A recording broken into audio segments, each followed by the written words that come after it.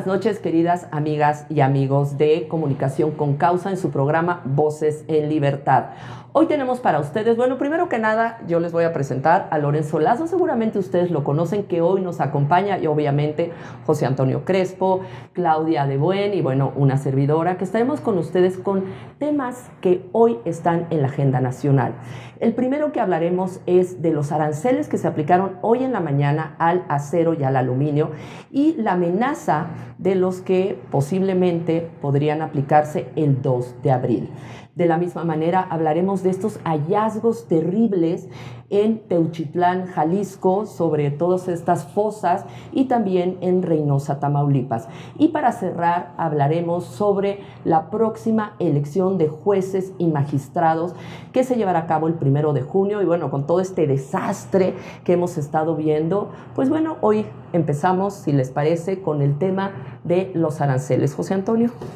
Bueno, pues lo que hemos dicho desde hace muchos días, varios analistas, varios comentaristas, con personajes como Trump, que son demagogos, que tienen una forma de pensar muy difícil de predecir porque no son racionales, no sabes a qué atenerte. Entonces, que pospone por un mes las aranceles y sale Claudia a atribuirse el triunfo o el logro, decir gracias a mí la plática que tuve por teléfono o a lo que estamos haciendo, pues ya pospuso los aranceles. Y tú no sabes si al día siguiente va a cambiar de punto de vista o en una semana.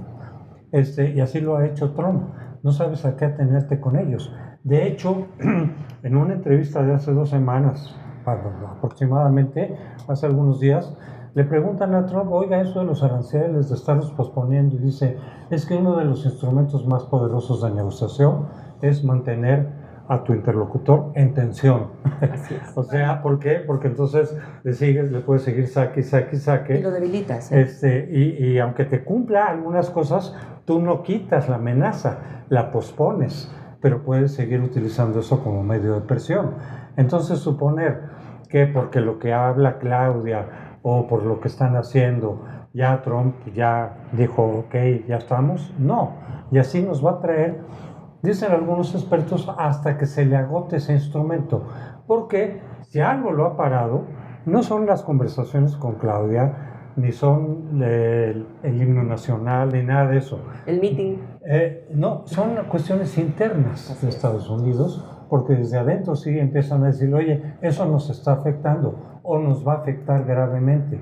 Y ahí, pues sí, entonces se para y lo pospone, pero nos tiene a todos los demás países bajo jaque, digamos. ¿Por qué? Porque él mismo dice, y lo dice en un libro que escribió hace mucho tiempo sobre la negociación, hay que tener a tu interlocutor bajo tensión. Sí, eso es, lo sabemos, ¿no? Desde el primer periodo de Donald Trump, mantuvo siempre al interlocutor bajo tensión. Y bueno, aquí lo importante es qué pasa con México, cómo recibimos nosotros este efecto de Donald Trump poniéndonos el pie en el cuello para ver si cedemos en esto o en lo otro. La verdad es que el resultado, como lo acabas de decir, no fue la estrategia de la presidenta ni de su equipo de negociación. El resultado es porque con Canadá no hubo ninguna buena relación y, sin embargo, tuvo el mismo efecto, suspenderlo o posponerlo hasta 1 de abril. Entonces, ¿qué pasa con México? No puede planear a mediano y largo plazo toda aquella industria que tiene algo que ver con el tema, por ejemplo, ahora del acero, y que tiene que ver con el Tratado de Libre Comercio, no lo sabemos, pero tampoco la estabilidad laboral. Ese es un tema que no se ha tocado mucho, pero los trabajadores que están en estas industrias que son norteamericanas o estadounidenses y que están tratando Trump de que regresen a Estados Unidos para ser la gran maquiladora nuevamente, o sea, la manufacturera del mundo, la gran manufacturera del mundo, pues toda esta gente, ¿qué va a pasar? Además de todos los que nos están regresando, ¿no? Entonces, bueno, pues es un tema que sí afecta brutalmente al tema financiero del país, a la estabilidad social, a la estabilidad laboral, y bueno, por decir algunas, pero va mucho más allá. Sí, mira, yo lo que veo aquí, y estoy totalmente de acuerdo con el diagnóstico, es que tenemos que disecar, porque hay una cantidad de hechos que vienen ahora sí que uno tras otro. La causa, ¿sí?, que es la decisión de Donald Trump de pensar que le están robando dinero a Estados Unidos, porque ese es su mensaje. Sí. Luego viene el instrumento. Entonces dice, yo para resolver eso de que roban el instrumento, me voy con el tema de las tarifas, que entiende parcialmente la dimensión del instrumento.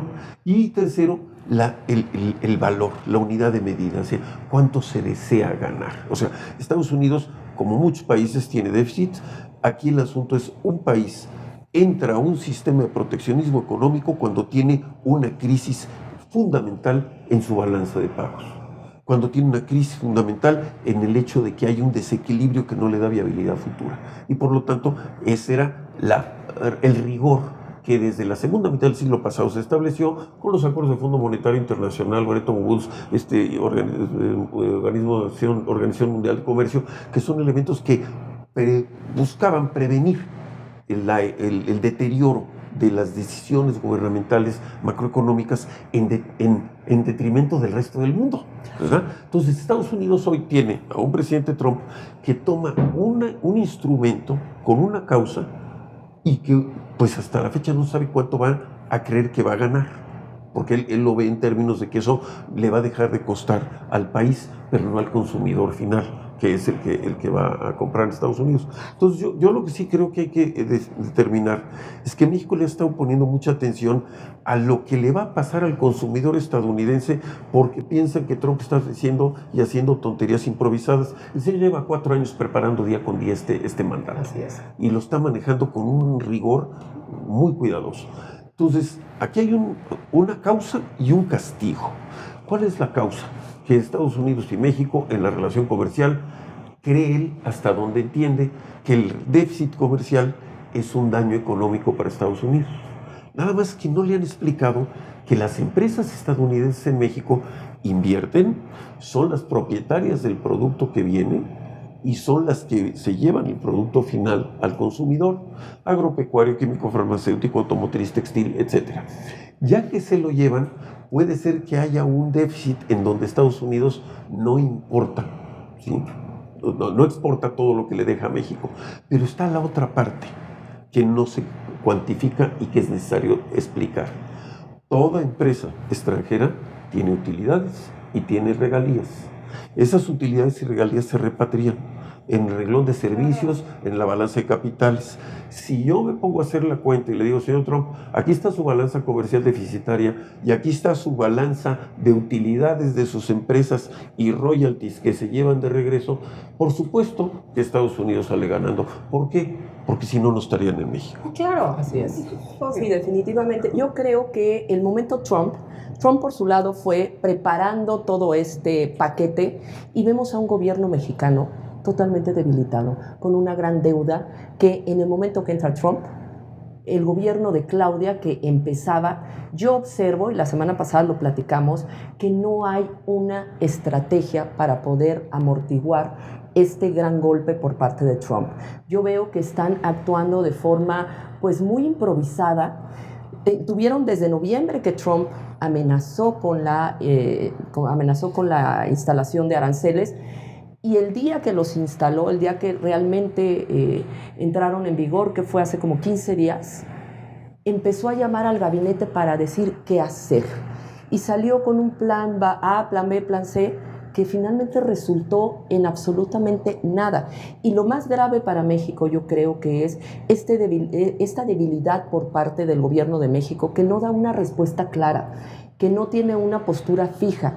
Y eso nos habla también de que tenemos una larga cola que nos pisen, todo el tema del narcotráfico, cómo nos ponemos rudos con Estados Unidos cuando realmente tenemos un problema grave que nos señala a Estados Unidos y que no tenemos cara para plantarle a Donald Trump.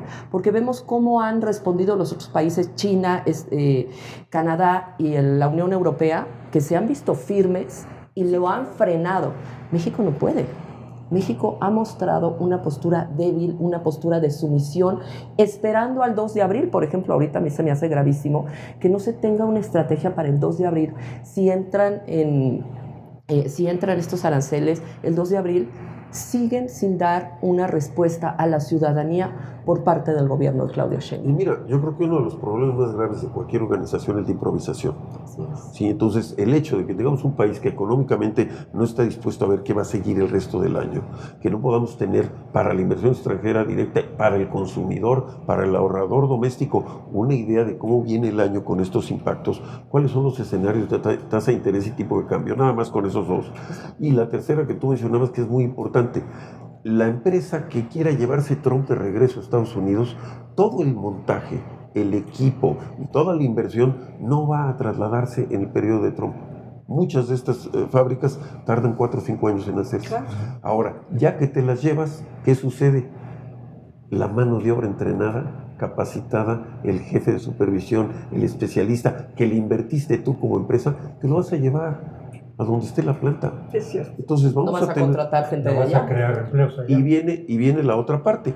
A los empleos que en México, dirían en el sistema británico, son redundantes, es decir, toda la gente que se queda sin empleo en México, sí necesitamos un cuidado muy importante de las autoridades, de las cortes, respecto a los derechos laborales, a la conclusión de derechos laborales que están perdiendo derechos y perdiendo prerrogativas. Este es un elemento muy importante porque ¿cuál es el elemento por el cual un inversionista extranjero estadounidense viene a México?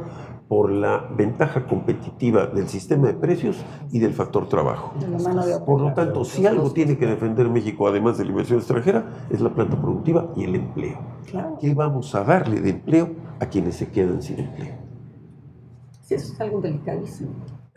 Yo quisiera plantear como pregunta, porque no tengo todo el panorama completo, pero retomo algo que dijo Anaya en estos días. Es decir, la gente está creyendo que toda nuestra producción que va a Estados Unidos, que es el 80% y es muy significativa, está dentro del Tratado de Libre Comercio y por lo tanto no tiene aranceles. Dijo, no, una buena parte de la producción que mandamos allá no está en el tratado y ya tiene aranceles no del 5%, sino del 20-25%. Entonces, de cualquier manera, eso no lo ha planteado el gobierno, ni lo ha manejado, ni lo ha dicho. Es decir, de todas maneras, ya estamos pagando desde hace tiempo unos aranceles muy elevados. Y ahorita, pues bueno, que se trata en todo caso de defender al máximo el Tratado de Libre Comercio, lo cual es paradójico porque muchos de quienes están pidiendo la unidad en torno a la defensa del TEMEC, de que no haya aranceles, estuvieron en contra cuando inició el Telecán con Salinas de Gortari. Bueno, recordamos muchas manifestaciones del PRD en el Zócalo contra el libre comercio. Porque era una política claramente neoliberal. Pero ahora que les dices, bueno, pues qué bueno que ya reconocieron que el saldo fue positivo para México, dicen, no, pero eso no es neoliberalismo necesariamente. Eso, pues ustedes decían que sí, y en esencia sí es. Hubo una frase que dijiste al inicio, antes de empezar, ¿qué dijiste? Que no hay autoritario. No, que el poder tiene límites. Cuando no lo respeta el gobernante, se los impone la historia. Así es. Totalmente de acuerdo. Mira, en el tema de esto de los aranceles, yo creo que es importante que se entienda. Estamos analizando mucho y en las mañaneras se explica cómo México está preocupado por el consumidor estadounidense que le va a salir más caro lo que importa. Bueno, yo quisiera hablar del consumidor mexicano. Claro. El consumidor mexicano le van a subir los precios, ¿por qué? Y esto es importante para la ANTAD, para la Asociación de Tiendas de Departamentos y sobre todo la parte de autoservicio. Mucho del consolidado de importación de productos que llegan a México del exterior llegan vía Estados Unidos. Así es. Otros llegan directo de Europa, los ultramarinos de empresas españolas y esto, ¿no? De vinos, etcétera. Pero sí es importante que tengamos la conciencia de qué impacto al consumidor va a tener que productos que vienen de Europa, consolidados a Estados Unidos y traídos a México y que lo encuentra el ama de casa en el anaquel del supermercado, vienen con este nivel de aranceles. Sí, va a ser una locura. Esa es una. Y la otra, el hecho de que una empresa de productos agrícolas perecederos le impongan los aranceles, pues entonces tenemos exceso de capacidad. Ese exceso de capacidad va al mercado mexicano. O la empresa consolidadora lo va a exportar a un país tercero y vamos a tener escasez en México por ese tipo de situación.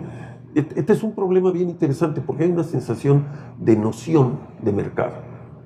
Está encareciéndose todo en Estados Unidos, entonces vamos a encarecérselo a México. Oye, nosotros no tenemos aranceles con lo que producimos en el mercado interno. Claro, ¿no? Entonces, sí se necesita una supervisión, vigilancia, atención y persuasión al empresario y al comerciante de que el efecto que está teniendo esto a nivel internacional no tenga un impacto directo negativo en la capacidad adquisitiva del consumidor medio de este país.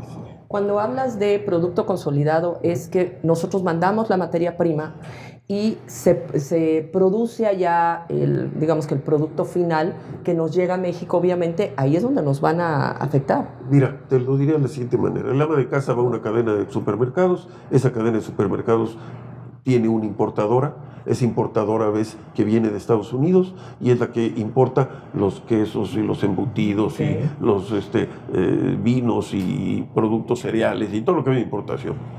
Eso, como viene de un tercer país, mucho de esto, pasa por Estados Unidos para consolidar y de ahí se va a México y a Venezuela y a Panamá y a Guatemala y a Colombia, porque es la gran empresa de este tipo. Eso que entró a Estados Unidos y viene a México viene con el sobreprecio de la tarifa, del arancel.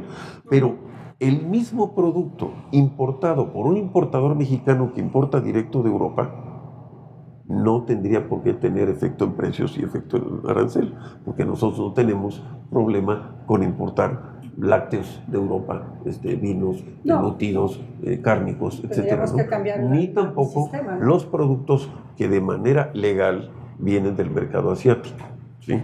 Donde tampoco tenemos nosotros tarifa, ¿no? Aunque tenemos, bueno, el tema de China es un tema que podríamos tratar en un punto aparte. Porque es Japón y sí, es Corea y es todo, pero bueno, el tema de esto es que sí va a generar, digamos, si sigue esta tendencia, sí va a generar una reestructuración en la forma en la que se va a producir en México, para poder encontrar la sustitución de muchos de los bienes que no se sustituyen, entiendo yo, no porque no se puedan producir aquí, sino porque son marcas que nos gusta consumir y que vienen de allá, vienen ya sea consolidadas o vienen directamente.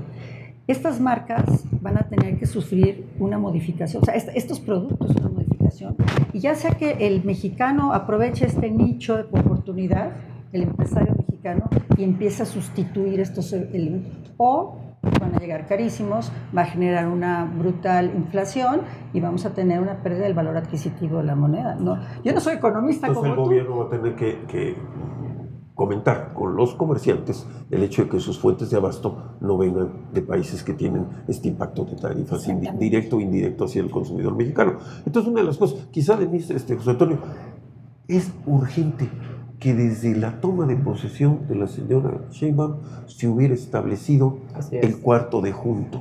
Claro. Y no fue así. La habitación de junto con 3 grupos de trabajo. El grupo de empresarios mexicanos, Claro. sean o no neoliberales, capitalistas, burgueses, no es ideológico, es necesario que se pongan a trabajar cómo producen. Sí, un grupo que trabaje con el factor trabajo, ¿sí? Y un grupo que entre estos dos identifique el impacto social positivo. Y yo tendría un cuarto, resolución de conflictos. Además, toda la parte que va a ser legal. la de controversia. O tal vez un quinto, un grupo que sepa negociar con las contrapartes en Estados Unidos. Bueno, esa es la parte que sigue. O sea, una cosa es que tengas aquí esta barrera de protección interna de redefinir tu modelo económico, y otra cosa es que tengas los negociadores, ¿no? A los cuales todos los han corrido. Yo retomo un poco la propuesta que ha hecho la oposición en el Congreso, de decir, en vez de amenazar simplemente con aranceles al otro lado, de lo cual también podemos salir perjudicados, o no les importe a ellos, es trabajar bilateralmente con el Congreso norteamericano. Esa es la propuesta. ¿Por qué? Porque aunque tengan mayoría republicana, el Congreso norteamericano es una mayoría, en primer lugar, como de 3 diputados, sí. No del 20% como aquí la mayoría calificada. Primera. Segunda, trabajar con los representantes republicanos de los estados que sí absorben más de la producción mexicana, porque el promedio creo que es como 9% en Estados Unidos, pero cuando ya te vas a Texas, te vas a Nuevo México, Arizona, resulta que son porcentajes más altos, 30%, 35%, pero que por lo tanto sí les puede afectar mucho más este intercambio de aranceles, digamos, ¿no? Esta guerra comercial, y decirles, a ustedes no les conviene como Estado, y por lo tanto ni siquiera tampoco como legisladores, porque sus electores se la van a cobrar. O sea, para generar presiones dentro de Estados Unidos hacia Trump sería mucho más eficaz que lo que desde aquí la presidenta pueda decir, o los mítines, etcétera. Y en ese sentido, no sé si se dieron cuenta que la Unión Europea hizo una selección quirúrgica de los aranceles a Estados Unidos. Por ejemplo, los jeans, puso aranceles a los jeans, puso aranceles en productos básicos que se producen en estados republicanos que apoyan a Trump. Sí. Y con un detalle muy peculiar, sobre todo porque esto tiene gene francés, ¿no? Tiene detrás la idea de la cultura y la identidad, ¿sí? Entonces, Europa, como unidad social, pues no quiere sucumbir a la cultura de los jeans y la t-shirt, ¿no? Y entonces, en ese sentido, tienen esta idea de identidad cultural y están defendiéndola continuamente. Y tú oyes los discursos y ves los planteamientos en los distintos parlamentos europeos y ahí está el refuerzo permanente del orgullo de su identidad, ¿no? Aquí en México tenemos un problema social importante, lo he dicho en muchos foros y voy a aprovechar el momento para decirlo. Bien. Estamos educando mal a las nuevas generaciones de mexicanos. Los estamos educando a creer que el poder es abuso, que la ley no se respeta, que el agandalle es más importante que la razón. Y estamos creando una cultura de clase media, urbana, suburbana, donde creen que es mejor ser gringo de segunda que mexicano de primera. Qué triste. Y tenemos que buscar cómo reconstruir las bases de organización de este país para que todos los mexicanos, las nuevas generaciones, se sientan con el orgullo de ser una identidad de mexicanos de primera. Fíjate que López Obrador ofrecía desde su campaña algo que, por cierto, ofreció también Madero y López Portillo. Digo, ya los mexicanos ya no van a tener que ir por razones económicas a otros países. Lo dijo, después de mi sexenio, irán los que quieran por otras razones, pero no por necesidad, porque aquí van a tener el empleo bien remunerado que no los va a obligar a irse allá. Pues resulta que fue al revés, fueron más mexicanos para allá. Pero en el mitin del domingo, Claudia Sheinbaum dijo, están regresando los mexicanos por lo bien que nos está yendo en la economía. No, por favor, si están regresando en las últimas semanas... Creo que eso lo dijo Maduro, ¿no? También. Sí, seguro. Pues es el mismo discurso. Pues es por la presión de Trump, no porque estemos en condiciones de veras que los mexicanos se regresen. Sí, los está regresando Trump. Sí, por eso es una realidad. No porque la economía esté muy bien. Y los demás están escondidos para que no los vean. Yo no sé cuánto van a durar así escondidos, porque la verdad es que no pueden trabajar y no pueden sobrevivir. Pero qué grave que tengas una situación en el primer cuarto del siglo XXI, donde de manera virtual en Estados Unidos traigas una estrella que diga chicana, ¿no? O sea, es de ese nivel, de Berlín en el 36, ¿me entiendes? Sí. ¿Pero eso los obliga? No, pero virtualmente, los ven en la calle y aunque sean ciudadanos de tercera generación, ya en este momento una persona blanca de derecha, radical, trompiana, ve una persona morena en un coche en la esquina o en el súper y los ofende. Y tiene que decir la persona, es que yo soy ciudadano. Y le dicen, regresa a tu país. Estamos regresando al fascismo. Por eso te digo, va a ser necesario traer una estrella. O le suspenden derechos, no los admiten en ciertos lugares, aunque sean ciudadanos. Pero fíjense, como decía, éramos muchos y parió la abuela. O sea, estamos en una situación crítica donde tenemos un gobierno autoritario que está generando que los contrapesos desaparezcan, las instituciones, el poder judicial, que esté a modo, pero además traemos el ataque de Trump, el ataque de Estados Unidos a todo lo que da, y estamos en medio entre un país como China, del que consumimos muchísimo más de lo que parece, Estados Unidos que nos está pisoteando y nosotros no tenemos la fuerza de impedir eso o de por lo menos contrarrestar eso, y un México que está con muchos frentes abiertos y que no sabemos qué va a pasar. O sea, no nos podemos concentrar en la reforma judicial o en este tema tal o en la ley del ISSSTE, porque son tantas cosas abiertas, con un desorden brutal, porque lo que querían era, tú dijiste hace rato, lleva 4 años Trump planeando día con día, momento. Esto no. Aquí llevan 2 horas planeando lo que va a pasar en las siguientes 2 horas. O sea, hay improvisación brutal. Entonces, sí está muy complicada la situación. Y eso nos mantiene en una gran vulnerabilidad. Una vulnerabilidad que se siente, que se nota, un sentimiento de indefensión por parte de la ciudadanía, en donde por un lado están todos estos ataques, una inseguridad exacerbada, luego encontramos estos hornos a los que me gustaría entrar después de un cierre, de tal forma que ¿en dónde nos encontramos nosotros como ciudadanos? Y esta parte donde Trump da un palo y una zanahoria a la presidenta de México es una forma de irla debilitando para que no tenga capacidad de respuesta. Si quieres, tu cierre, José Antonio, tema. Tomando esto de la improvisación, algo que también pasó la semana pasada y es muy indicativo, la renuncia del secretario de Hacienda, Ramírez de la O. Ya sabíamos que no quería quedarse. ¿Por qué no, a pesar de la invitación de Claudia de tú síguele como secretario de Hacienda, ¿no? Él dijo, no, me quedo nada más un poquito más en la transición. ¿Por qué? Porque sabe lo que se viene. Carlos Ursúa, el primer secretario de Hacienda, que desafortunadamente falleció, todavía estuvo en la campaña de Xochitl y dijo, López Obrador dejó sembrados cartuchos que le van a explotar al próximo gobierno. Eso lo dijo. Ramírez de la O seguramente lo sabía y dijo, no saben qué, yo ya me voy de aquí. Y ponen a un secretario que fue acusado de corrupción por la propia Claudia. Entonces, más improvisación, más descuido que eso. Eso es delicadísimo, ¿eh? Mira, yo en el caso de Rogelio Ramírez de la O tengo que decir que lo conozco, hemos estado sentados juntos en consejos, es un profesionista sereno y cuidadoso de la ciencia económica, no lo conozco como secretario de Hacienda y creo que hizo el mejor papel posible de contención y de no protagonismo, ¿no? Sí. Porque luego sucede que los miembros del gabinete tienen esta obsesión de la primera plana, pero en el caso de Rogelio no. Tendremos que ver cifras y ver cuáles son los resultados una vez que veamos toda la consecuencia de esto. Él no iba a prevenir las condiciones de Trump, definitivamente, ¿no?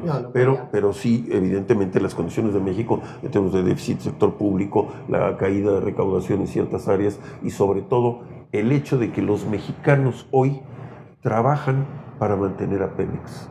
Así es. Cuando en el pasado Pemex trabajaba para que los excedentes le hicieran bien a los mexicanos, ¿no? Entonces, este cambio de ecuación sí va a tener un costo y va a tener una repercusión. No, de Ramírez de la O, simplemente para aclarar, fue compañero de lucha democrática mía durante varios años. ¿Ramírez de la O? Sí, con Ortiz Pinquet y con varios de los personajes que después ya estuvieron en Morena. Bueno, y sí es una gran persona, sin duda, muy inteligente, muy preparado, muy reconocido, pero por eso mismo dice, bueno, yo hice lo que pude, ¿no? Claro. Pero lo que se viene... Sí, y mira, el hecho de vincular las variables económicas con el tema de la economía informal y la economía ilegal que está dentro de la economía informal tiene que ver precisamente con el castigo de Trump.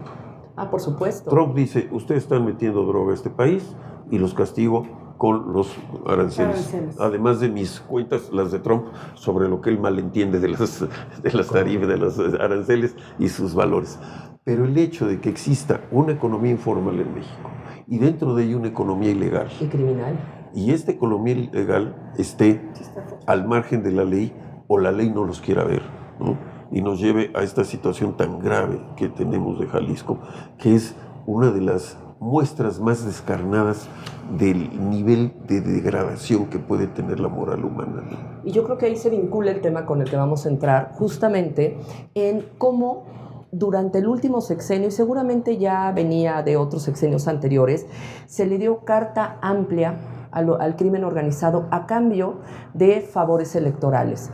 Y entonces lo que estamos viendo es que de todo el catálogo de los crímenes que cometen estos grupos, hablamos de trata de personas, no solamente de fentanilo, trata de personas, asesinatos, secuestros, todo lo que estamos viendo en Teuchitlán, estos hornos que seguramente hay por toda la República, la pedofilia, las redes de pedofilia y pederastia, y todo esto, el cobro de piso, todos estos crímenes que de alguna manera López Obrador permitió y avaló y protegió a estos grupos que finalmente pues los que sufrimos estas consecuencias fuimos la población, y pareciera que ese fue ese contrato de sangre de López Obrador para protegerlos, permitirles no solo que llevaran a cabo estas actividades, sino que también se extendieran por mayor territorio en el país.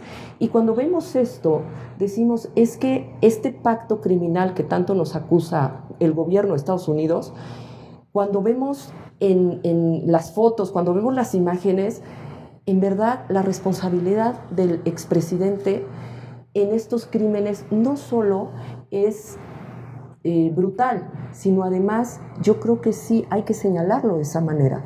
¿Cómo permitió todos estos crímenes? No nada más la relación, que pareciera que son hasta chisme en los diferentes podcasts. Hay que ver la repercusión en la población de tanta sangre, de tantos muertos, de este contrato y de esta permisidad que hubo una inacción por parte de las autoridades que permitieron todos estos crímenes. Yo creo que la palabra más importante es inacción. Gobernar es tomar decisiones. Y una decisión es no tomar la decisión. O sea, no es que sea por omisión, es que se decide no actuar. Y aquí hay una situación que no es discrecional. Y se permitió todos estos crímenes. Abogada, son delitos que se persiguen de oficio, que tiene la obligación, la autoridad de esclarecer hasta últimas consecuencias, sea o no un acto de voluntad, es un acto de obligación, ¿cierto? Y el hecho de que una autoridad vea pasar un problema de carácter delincuencial, del que sea, frente a sus ojos, y se voltee para el otro lado, pues estamos en un vacío de esa responsabilidad. Está violando el deber de atender ese tipo de asuntos de manera inmediata y dar la protección a las víctimas, a los sobrevivientes, a la familia, inmediatamente, porque aquí el tema del narcotráfico es que hay la gente que no se atreve a denunciar porque van a matarte. ¿Y el gobierno qué hace al respecto? Nada. No entregó al Chapito, el expresidente, lo soltó para que no hubiera una guerra. Pues la guerra está a todo lo que da desde entonces y desde antes. Y no ha hecho una serie o sea, ahora Claudia Sheinbaum enojada porque agarraron al Mayo Zambada.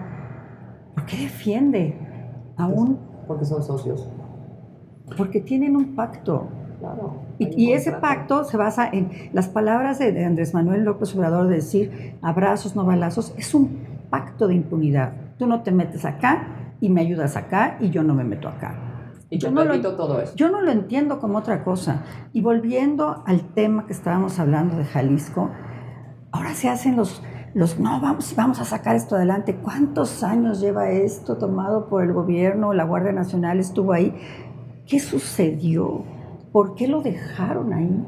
La Guardia Nacional estuvo ahí. Por supuesto. No, aquí la pregunta es, ¿dónde escondes 400 zapatos?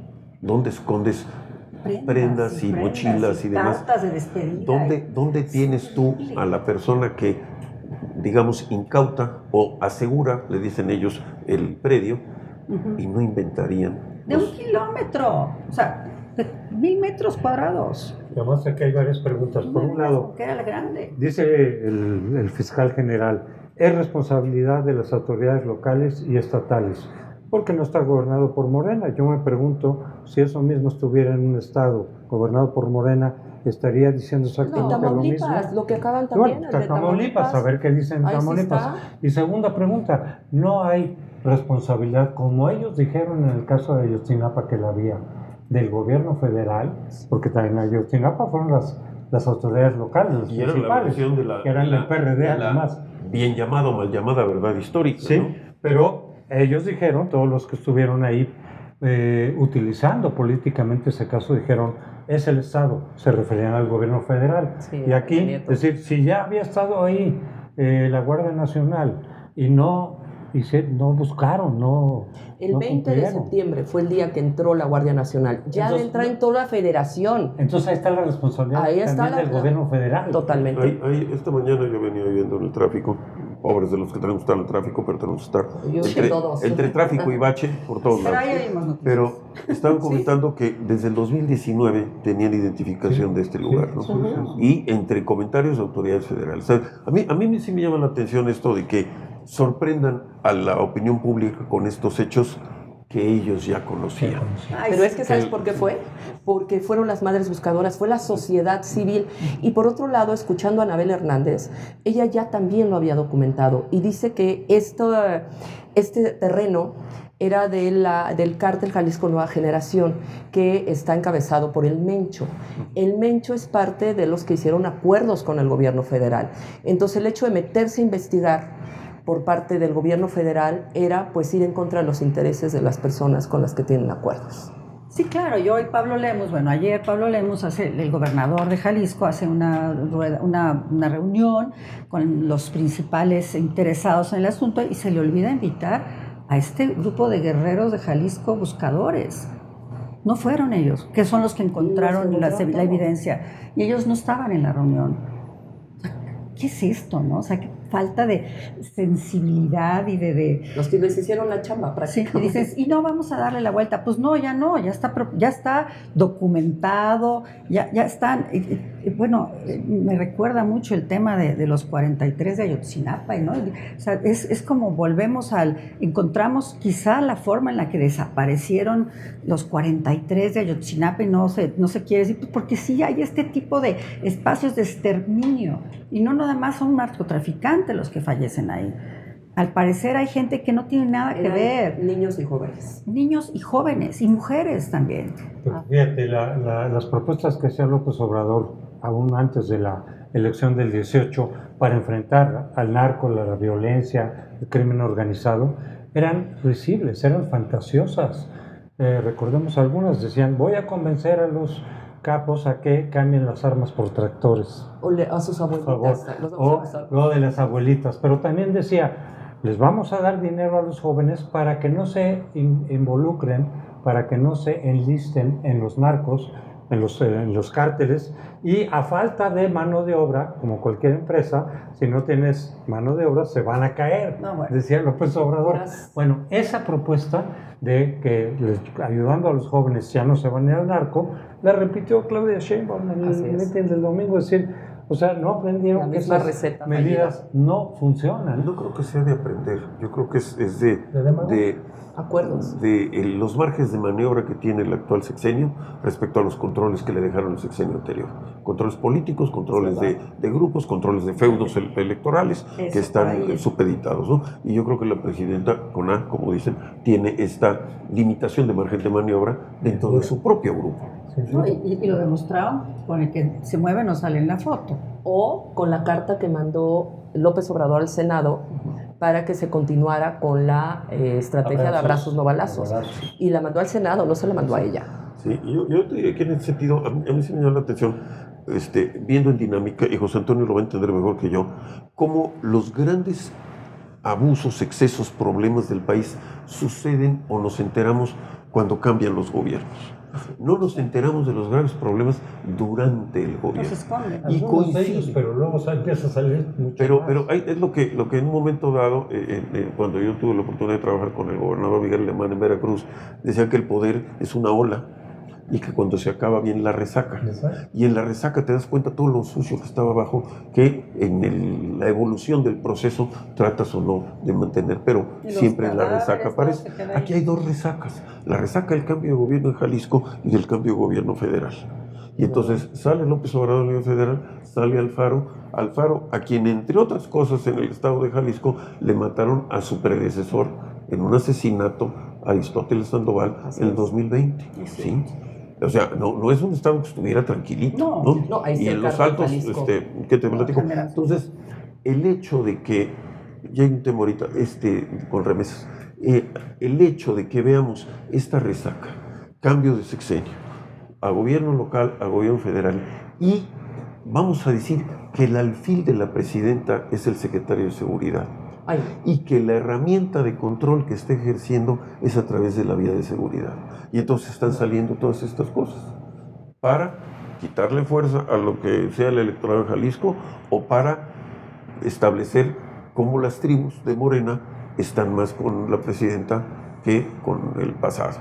¿no? Y ahí Harfuch, yo siento que está haciendo un trabajo quirúrgico, de trabajo de seguridad, en donde se le está levantando un poquitito las distintas capas a este problema para ver cuáles eran los acuerdos, los intereses o la negligencia o la falta de responsabilidad, ¿no? Sí, así es. Decías que ibas a decir algo del cártel Jalisco Nueva Generación. No, yo te quería decir, no los conozco, no sé cómo funcionan en eso, pero sí te quería decir que en el tema de remesas que van a bajar, porque si viene menos gente de fuera, una cosa que es muy interesante es que hay poblaciones a las cuales llegan remesas en la zona del Bajío que no son expulsoras predominantes de migrantes. Es decir, sabemos que Puebla, Oaxaca, Michoacán, Zacatecas, Veracruz son expulsoras de migrantes y a donde los parientes mandan remesas. Claro. Pero tenemos también identificadas zonas del Bajío en donde no hay una población expulsada importante, pero sí hay ingresos cotidianos a través de este proceso, que es la parte de esta economía informal en donde se esconde la economía ilegal. En algún momento, cuando empezó este boom de los aranceles con López Obrador, que él festejó siempre, que yo no sé qué festejaba, Jorge Castañeda hizo un artículo muy interesante denunciando el lavado de dinero y que estaba siendo utilizado todas estas remesas por los cárteles de las drogas. Entonces no es de extrañar lo que está. Jorge Castañeda, el hijo Junior. Hijo, sí, o sea, el que fue Sí, pero hizo efectivamente un estudio muy bien hecho, muy A su papá también. perfecto. A su papá también. Sí, bueno, es que son dos casillas y él es un poquito más grande que nosotros. Y el hijo Pero yo también. el que leí fue el de Jorge Junior. A ver, Sí, una nota al pie bien interesante. Sí. La clase política mexicana tiene nuevas generaciones muy capacitadas. Yo considero que es legítimo que haya personas que estén buscando cargos públicos siempre y cuando el generador del poder político ya no viva. Entonces tienes el caso de que Cuauhtémoc Cárdenas entró a la política porque ya había muerto don Lázaro, ¿sí?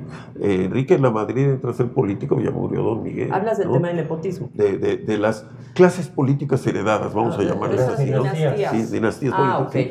Y entonces el caso de Jorge, pues tiene en ese sentido el mérito de haber hecho su camino. Digo, Hizo su habrá entrado con una plataforma de apoyo de su padre, No, claro, pero una vez eso que no ya lo no está el vas papá, no lo vas a sí es legítimo. desperdiciar. No, pero es un Si hombre no, inteligentísimo. Si es un hombre todavía muy- están vivos los de las generaciones que abrieron el poder, pues entonces yo no creo que haya nepotismo. Yo la verdad No, creo yo que creo no que debe de haber juniorcracia. como el caso de Andy. Son varios.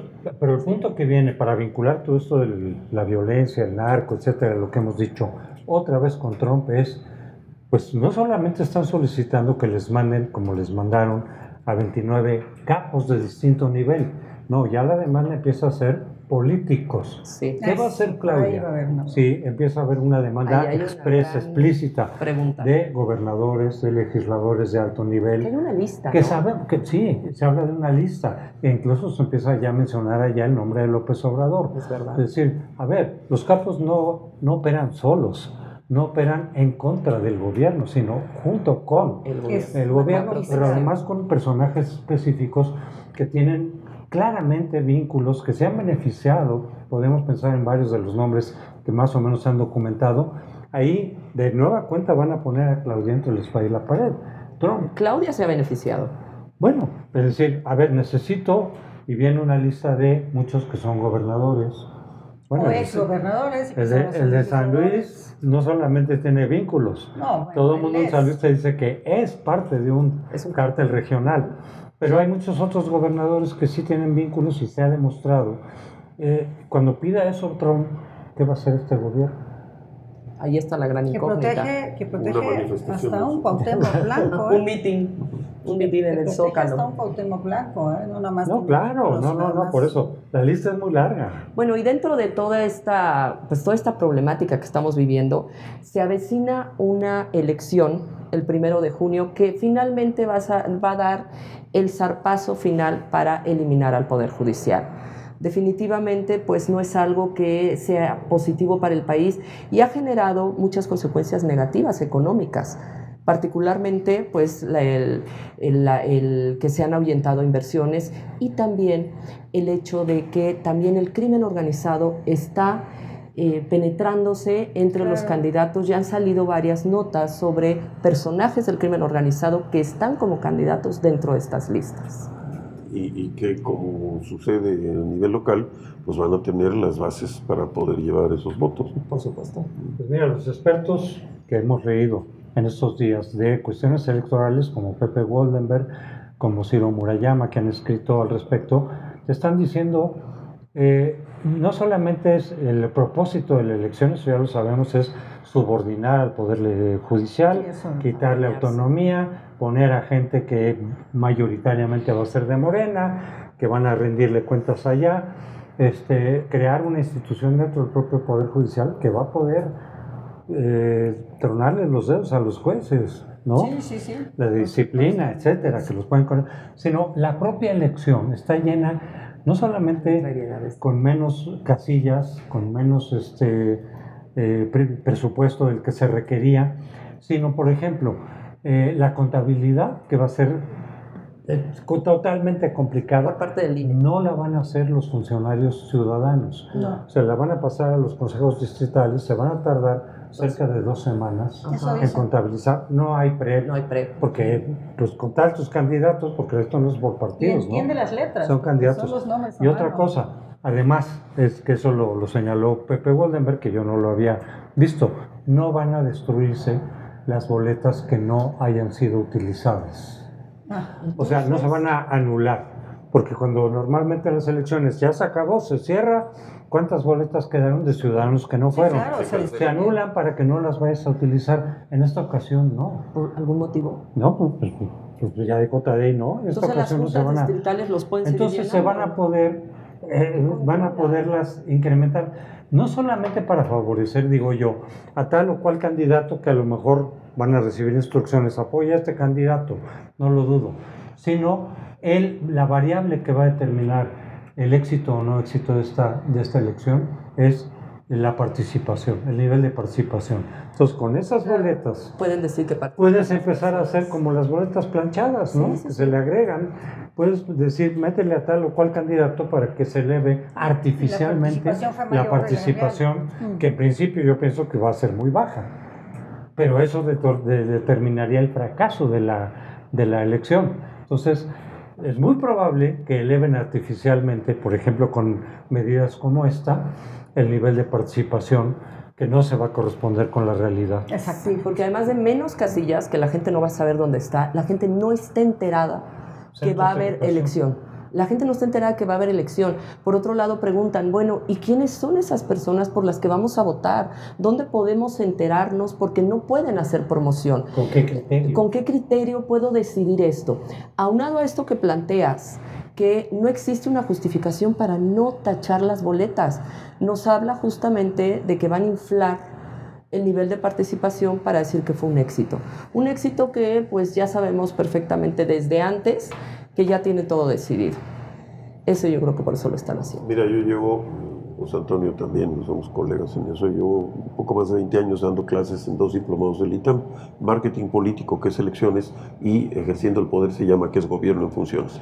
En los dos son profesionistas en ejercicio de edad ya post-universitaria que están en cargos públicos o que están por llegar a cargos públicos. Y lo que es muy interesante es que a la hora que llegas a clase y empiezas a platicar con ellos, uno de los capítulos más enredados, complejos, difíciles y realmente nebulosos de entender es la estructura del Poder Judicial en la Constitución. Sí. Y si esto es complejo antes de lo que viene, la forma como el ciudadano va a estar en un momento de indefensión o de discrecionalidad, cuando la norma abogada se aplica a la letra, ¿no? Entonces aquí va a haber a la interpretación o a la línea que venga de arriba, ¿no? Básicamente va a ser. Sí, bueno, el tema del Poder Judicial es mucho más dramático de lo que mucha gente piensa.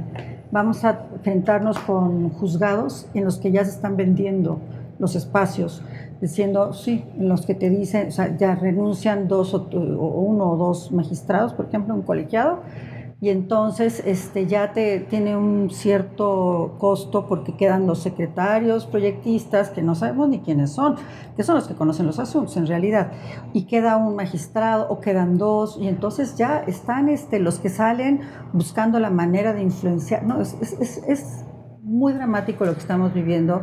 Y yo el otro estuve en un evento en el que yo hablé muy mal de la reforma al Poder Judicial y se levantó una persona a decir que bueno, que aquí cada quien no podía opinar como quisiera, ¿no? Justificar que yo había hablado mal. ¿Y era abogada? No, era un grupo de mujeres empresarias que me invitaban por el 8 de marzo. Entonces dijo, bueno, aquí cada quien puede hablar. Había gente de Morena, obviamente, en el presidium. Y entonces yo, bueno, a mí me dio mucha risa, ¿no? Porque digo, bueno, pues claro que puedes, si me invitan es para que yo hable de lo que yo quiera, ¿no? O sea, me dan un título, un tema y lo puedo desarrollar.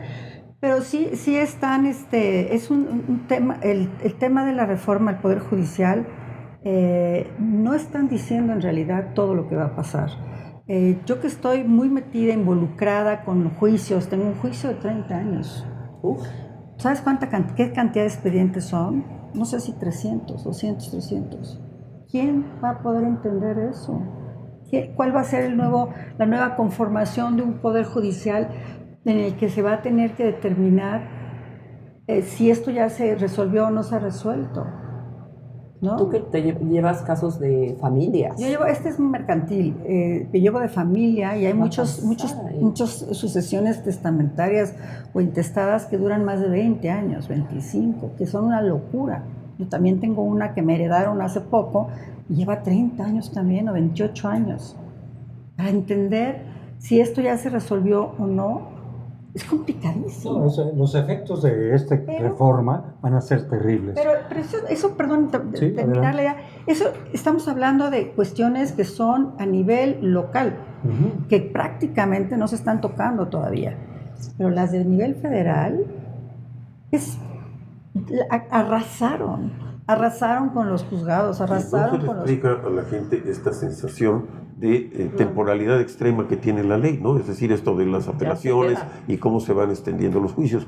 No es que México no requiere una reforma del Poder Judicial, le urge una reforma del Poder Judicial, pero todos estamos de acuerdo. No de personas, sino de procesos. Así es. ¿Sí? De procesos y de un poder, de una Consejo de la Judicatura Federal y las locales que se protegen entre ellos mismos, ¿no? Eso es lo que tú acusabas a un juez y a mí una vez me dijeron, bueno, sí tienes razón, pero mira, ya se va a jubilar, ya déjalo. ¿Y de ministerios? ¿Cómo? Ministerios públicos eso no y de fiscalías. Del Poder Judicial. Eso depende, no son autónomas. Ok, depende de la fiscalía. Es poder ejecutivo, ¿no? Es autónomo. Antes era del ejecutivo, ya no. Pero solo retomando un poco lo de la elección misma. El problema, además. El proceso, la dificultad de la elección, lo que decías, desde que la gente vaya a buscar el centro de votación, se tiene que meter a la página de línea. ¿Cuánta gente hace eso? No, pues no es... Para ver dónde si te queda y a ver si te queda muy lejos, domingo... pues ya no vas. Y dices, de todas maneras voy a ir para no saber ni por quién voy a votar. Lo más probable es que vayan las huestes clientelares de Morena, ya con los números anotados de por quién van a votar. Pero los ciudadanos, incluso morenistas, no estoy seguro si un morenista que no sea parte de esa clientela, va a tener la motivación de ir a votar por quién. ¿Cómo va a saber cuál es el mejor candidato? ¿Cómo va a saber a dónde le toca? Y a ver si quieras echarse el viaje. 14 minutos. No, y ya vieron cómo son las boletas. Y todas en una urna. Es una locura. Tienes que buscar el numerito y ponerlo abajo. No es como las elecciones normales que tachas, que rápido.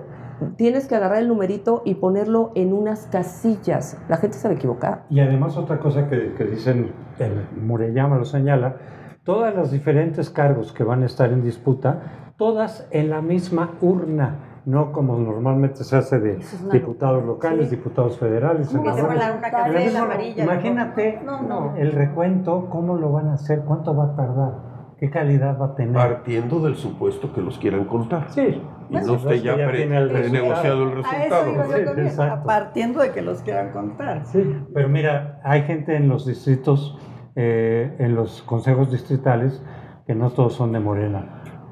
Esas personas nos pueden decir algo, es decir, ¿ustedes les llegó para recontar? Yo conozco algunas personas de esas y dicen, sí, se supone que nos va a llegar y ya nos dijeron que nos vamos a tardar cerca de 2 semanas.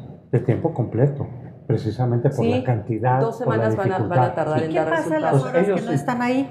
Pues muy probablemente Por- pueden estar rellenando todo esto. Yo quisiera regresarme al tema de los ministerios públicos y de las fiscalías. Ahí es donde se encuentra el problema, porque son los que se encargan de hacer la investigación que finalmente les va a dar el resultado a los jueces y magistrados como elementos para juzgar, para tomar decisiones. Y eso hoy no se está tomando en cuenta. Hay una carencia brutal. No se ha tocado. No se ha tocado, y lo que los jueces tienen, no estoy justificando que también hay corrupción en los juzgados, pero lo que ellos tienen es lo que les entregan ministerios públicos y fiscalías, que son los elementos para poder tomar decisiones, y no se han El siquiera. documento fuente es la denuncia, no la querella. La denuncia, y hay otros que son de oficio, como hace rato lo comentábamos. Entonces, el documento fuerte es la denuncia, pero tú eres coadyuvante. Tú no eres tú denuncias y el Ministerio Público te representa, y él es el que tiene que hacer la indagación correspondiente. Pero en este país no tienen ni siquiera tienen que comprar de su bolsa las sustancias para ver si esto es el ADN, la sangre. No lo tienen, no tienen preparación, no lo Poniendo parte de origen, tienen. nada más para que mucha gente le ha sucedido. Les roban algo, van, levantan el acta de denuncia, pero no la transcriben como pasó el hecho, sino como quien redacta está acostumbrado a redactar. Es verdad. Y en esa redacción hay vicios, hay vacíos, hay, vamos a llamar, hay sembrados intencionales Sesgos que pueden dar confirmatorios. salidas a la defensa del delincuente. Y por supuesto hay redacciones totalmente anacrónicas, ¿no? Huyó con rumbo desconocido, ¿no? O sea, ese renglón lo pueden quitar de origen, ¿no? O sea, son de estas cosas que complican el proceso desde su origen, y que el ciudadano está indefenso ante su propia denuncia. Sí, y además, por ejemplo, una ocasión fue a una casa de mi mamá, una disque trabajadora social. Mi mamá tiene 96 años, y hace que un par de años o 3, que tenía que ver lo de la tarjeta del bienestar, no sé qué, y se robó algo, ¿no? Entonces se presentó una denuncia penal. Teníamos la foto de la mujer cuando la encontraron en la calle, la identificaron, le tomaron la foto y fuimos con la foto. Claro que era una banda que tenían ellos perfectamente identificada, y que no se hizo absolutamente nada. La Miguel Hidalgo fue nada, porque la tenían identificada y había moche. Y entonces le dieron la vuelta, y al hacer la denuncia a mi mamá, pues claro que nos acuerdamos, es una viejita, se equivocó, lo que fuera, y se utilizó para decir que no había fundamento. Bueno, pero por ejemplo, en el caso de los peritos que tú comentas, yo como perito en psicología forense me encuentro todos los días con esto. Sesgos confirmatorios, Eso donde sí. es terrible. No utilizan un papel para hacer pruebas con un lápiz. Cuando ya hay pruebas estandarizadas para evitar justamente la falta de confiabilidad y validez en los análisis.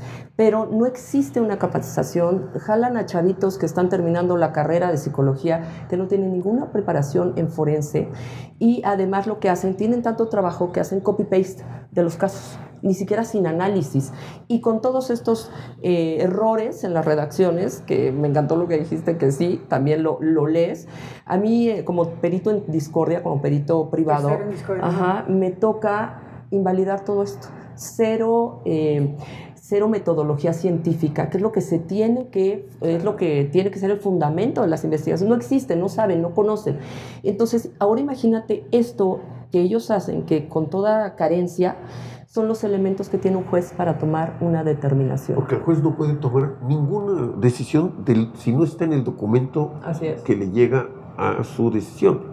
Aunque haya agravantes adicionales que no están en el documento, si no está en el documento, el juez no puede fallar. Sí, por eso dicen, es que lo soltó, sí, pero lo soltó porque tiene venía elementos para muy mal retenerlo. hecha la investigación.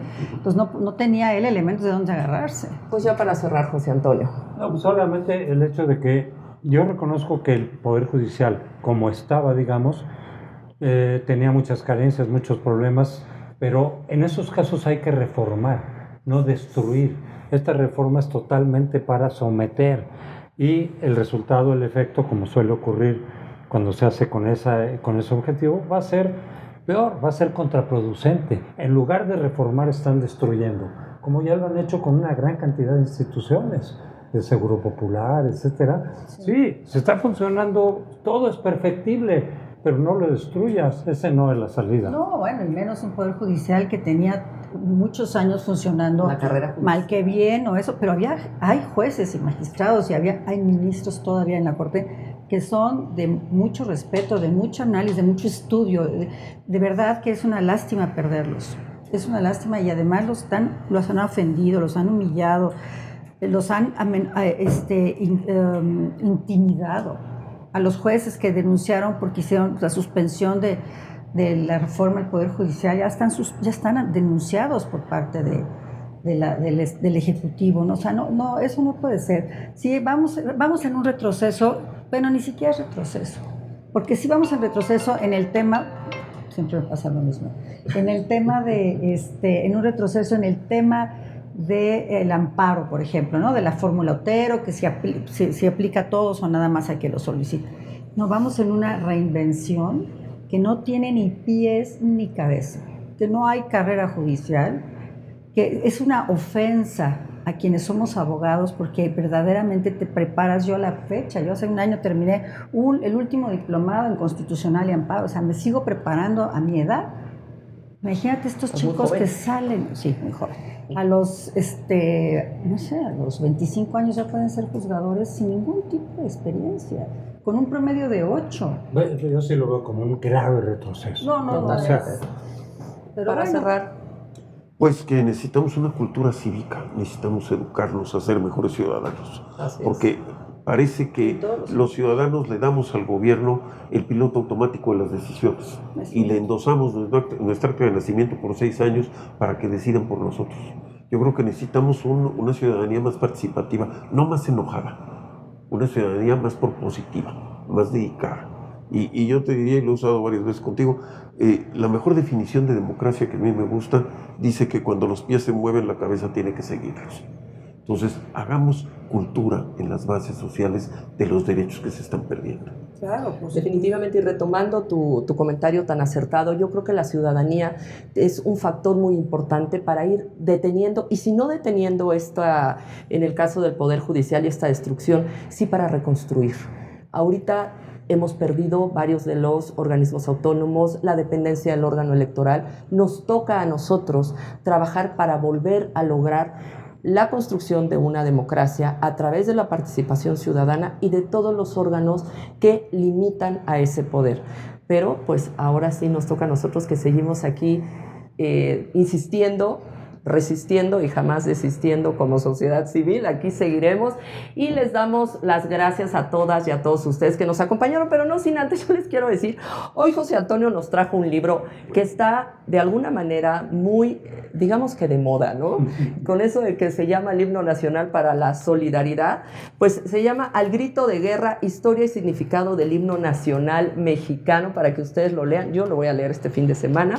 Claro. Y les agradecemos a ustedes que nos hayan acompañado y les deseamos una muy linda noche.